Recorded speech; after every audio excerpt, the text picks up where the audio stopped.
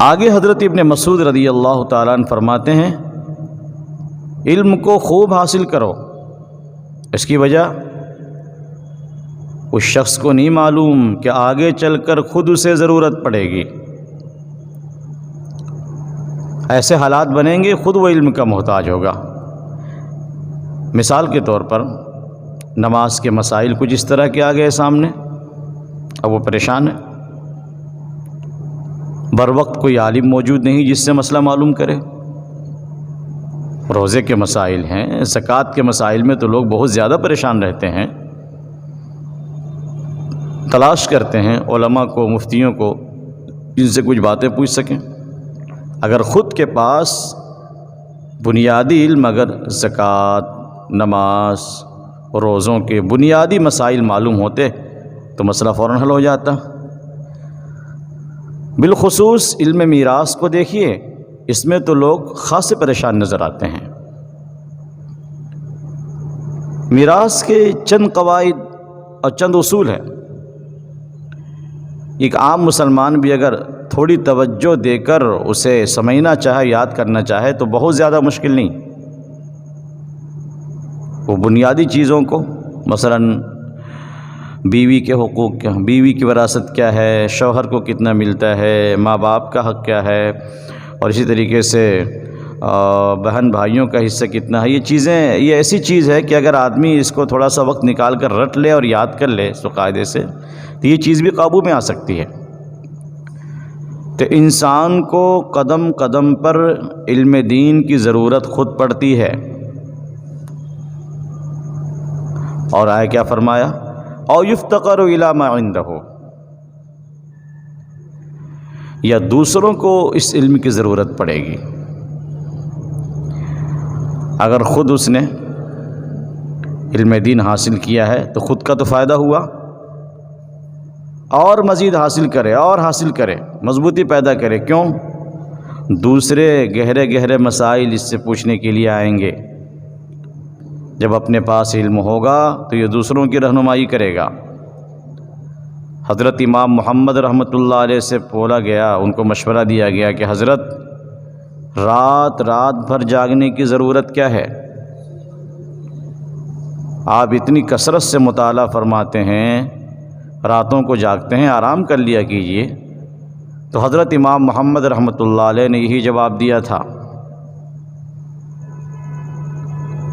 کہ ساری دنیا اس امید پر سو رہی ہے کہ صبح ہوگی اور کسی دینی مسئلے کی ضرورت پیش آئے گی تو امام محمد مسئلہ بتا دیں گے۔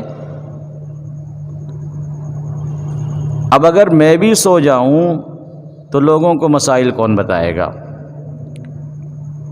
تو اسی لیے میں مطالعہ کرتا ہوں، محنت کرتا ہوں، تاکہ لوگوں کے لیے میں ان کی معلومات کا میں ذریعہ بن سکوں۔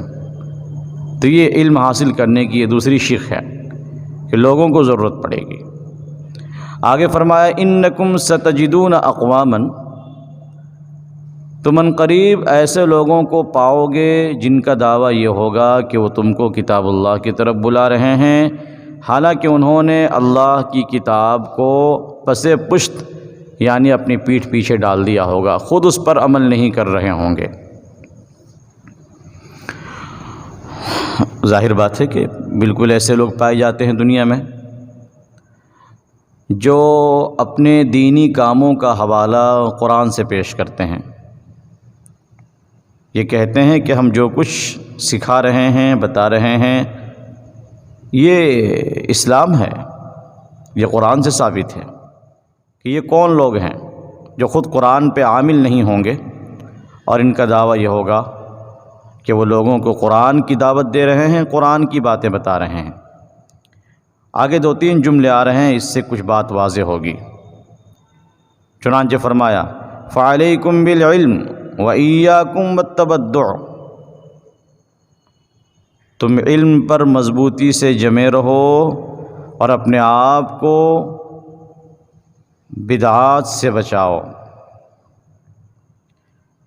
معلوم ہوا کہ قرآن پر عمل نہ کرنے کی سب سے پہلی اور سب سے بنیادی شکل دین میں نئی نئی باتوں کو پیدا کر کے دین بنا کر امت کے سامنے پیش کرنا،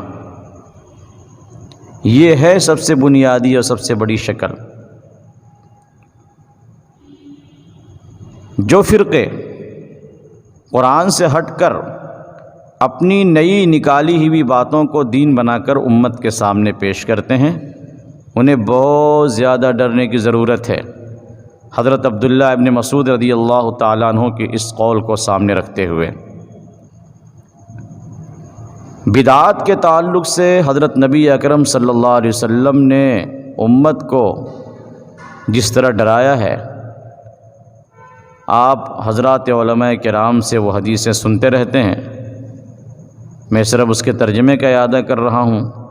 مثلاً کبھی آپ نے فرمایا، جو میرے اس دین میں کسی بھی نئے کام کو ایجاد کرے گا وہ مردود ہے، اسے قبول نہیں کیا جائے گا۔